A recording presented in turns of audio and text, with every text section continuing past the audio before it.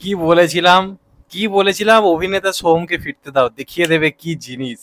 ভাই আমাদের টাইমে সোহমদাকে যারা চেনে তারা জানে যে এই লোকটা কি ভয়ঙ্কর অভিনেতা। যারা জানে তারা জানে কমার্শিয়াল সিনেমাকে অন্য লেভেলে নিয়ে গেছিল সোহমদা নিজের জাত অভিনয়ের মাধ্যমে। তারপর বহু যুগ কেটে গেছে, অভিনেতা সোহমকে দেখতে যাওয়ার ইচ্ছেটাই কোথাও গিয়ে চলে গেছিল, কারণ সোহম সেরকম সিনেমা করাই ছেড়ে দিয়েছিল। এতদিন পরে একটা টিজার দেখলাম বাংলা সিনেমার সোহমদার, যেটা দেখে লিটারেলি ভাই সিনেমা হলে যেতে ইচ্ছা করছে। এবং সোহমদা যদি অভিনয় এফোর্ট দেওয়া শুরু করে না ভাই, অনেকের চিন্তার জায়গায় চলে আসবে। সোহমের যদি মুড চলে আসে না একবার অভিনয় করার, পুরোনো ফর্মে যদি ফেরার ইচ্ছে হয়ে যায় ভাই, আটকানো চাওয়া আছে সোহমকে। হ্যাঁ, যদি প্রপারলি প্রমোশন করে, যদি ঠিকঠাক সিনেমা হল পায় তবেই। কিন্তু এটার যে টিজার দেখলাম ভাই, সিরিয়াসলি বিরাট প্রমিসিং লাগলো। অনেকেই দেখেছিলাম যে অ্যানাউন্সমেন্ট যে মোশন পোস্টারটা এসেছিল সেটা দেখে অনেকে খিল্লি করেছিল, মহলা টহলা বলেছিলাম। আমি তখনই বলেছিলাম এটার সঙ্গে সিনেমা গুলিয়ে ফেললে হবে না। কম বাজেটের মধ্যে করা একটা জাস্ট ওটা একটা অ্যানাউন্সমেন্ট পোস্টার ছিল, সেটা দেখে মানুষ প্রচুর খিল্লি করেছিল। আজকে গিয়ে জাস্ট টিজারটা দেখে এসো ভাই, কি করেছে, কি করেছে। এই সোহমকেই তো ভাই চাইছিলাম, যে সোহম ভাই অভিনয় করুক। সোহমের স্ট্রং জায়গা হচ্ছে অভিনয়, এবং আমি বারবার বলেছি সোহমের মধ্যে ক্ষমতা আছে বাংলার বিজয় সেতুপতি হয়ে ওঠা, বাংলার ধানুষ হয়ে ওঠা। তাকে কেউ ইউজ করেনি। তো এইবার এতদিনে সোহমকে ভাই ইউজ করেছে, এবং সোহম ভাই আগুন লাগিয়ে দিয়েছে। ভাই প্রত্যেকটা লুক দেখো, একটা পুরো ফিমেল লুক দিয়েছে ভাই, কি করছে ওই সিনটাতে সোহম। পুরো অমানুষ মোডে ফিরে এসছে ভাই, পুরো অমানুষ মোডে ফিরে এসছে। মারকাটারি সিনেমা মধ্যে চলেছে এটা, যেটুকু বোঝা যাচ্ছে। এখানে মানে শহর জুড়ে প্রচুর খুন খারাপা এটা ওটা হচ্ছে, এবং কেউ একজন বিভিন্ন রকম ছদ্মবেশ নিয়ে খুনগুলো করছে, মার্ডারগুলো করছে, এবং এর পিছনে রিজন কি। এবং এখানে ইথিকার ক্যারেক্টারটা কিন্তু প্রচুর ইন্টারেস্টিং লাগছে। মানে ওই বাদবাকি সিনেমায় যেরকম হয় একটা নায়িকা ক্যারেক্টার, ইথিকার না খুব বেছে বেছে স্ক্রিপ্ট চুজ করে, যেখানে তার অভিনয় করার কিছু জায়গা থাকে। তুমি বরবাদ দেখে নাও, তুমি আরো বেশ সিনেমা দেখে নাও যেখানে ওর অভিনয়ের জায়গা রয়েছে। তো এইটাতেও কিন্তু স্ক্রিপ্টে কিন্তু অভিনয়ের জায়গা রয়েছে, বাকি নায়িকাদের মতো মধুমিতা যেমন ফেল বক্সিত করলো, কিছু করারই নেই। এরম স্ক্রিপ্ট কিন্তু নয়। এখানে যে পার্টটা করেছে ইথিকা, তাকে যা লুক দিয়েছে, তার যে expression, psycho kind of character, সেটা কিন্তু মারাত্মক লাগছে।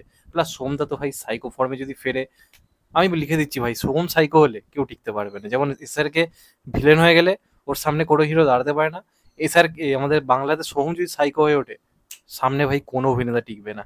কোনো অভিনেতা সামনে দাঁড়াতে পারবে না সোহম যদি সাইকো ক্যারেক্টার প্লে করে। তার সঙ্গে সঙ্গে এখানে যখন স্বাভাবিক অবস্থা আমরা সোহমকে দেখছি নর্মাল গেট আপে সাধারণ ছেলের মতো, সেই লুকেও তার একটা অ্যাকশন দেখো, মুখে এরকম গোলাপটাকে নিয়ে এরকম ভাবে বেঁধে রেখে অ্যাকশন করছে ভাই। শটটা দেখো গিয়ে, কি করেছে ভাই। অনেকদিন পরে মানে দেবজিৎ বাদে কারোর ট্রেলার দেখে ভাই সিনেমা হলে যেতে ইচ্ছা করছে, মানে কারোর টিজার দেখে সিনেমা হলে যেতে ইচ্ছা করছে। এটা আমার মন বলছে কিছু একটা হবে। আমি প্রবল প্রবল এক্সাইটেড এই কাজটা নিয়ে। ভাই দারুণ হয়েছে, সিরিয়াসলি বলছি। যেমন কাস্টিং, তেমন ব্যাকগ্রাউন্ড মিউজিক বাজছে, তেমন এখানে গল্পের প্লটও রয়েছে। বাংলা ইন্ডাস্ট্রিতে আই থিঙ্ক এরকম কিছু কিন্তু কখনো হয়নি। এরকম টাইপের ক্যারেক্টার একটা লোক এতগুলো চরিত্র প্লে করে কাউকে মার্ডার করছে, খুন করছে, এবং চরিত্রটা ভিলেন না কি কিছু কিন্তু বোঝা যাচ্ছে না। গল্পটাকে পুরো লুকিয়ে রেখেছে, মানে পুরো একটা মার্ডার মিস্ট্রির উপর গল্পটাকে রেখেছে। একটা সাইকো কাইন্ড অফ ক্যারেক্টার, পুরো সাইকো হিসেবে প্রেজেন্ট করেছে, এটাই চাইছিলাম। কোনো রকম আদলামি নেই, কিচ্ছু নেই। একেবারে পুরো যে অমানুষ মোটে সোম ফিরে এসছে, এটাই তো দরকার ছিল ইন্ডাস্ট্রিতে, এটাই হওয়া বাকি ছিল। দেব শুভশ্রী ফিরে এসছে, এবং ওই টাইমের আরেকটা জিনিস ফিরে এলো, অভিনেতা সোহম।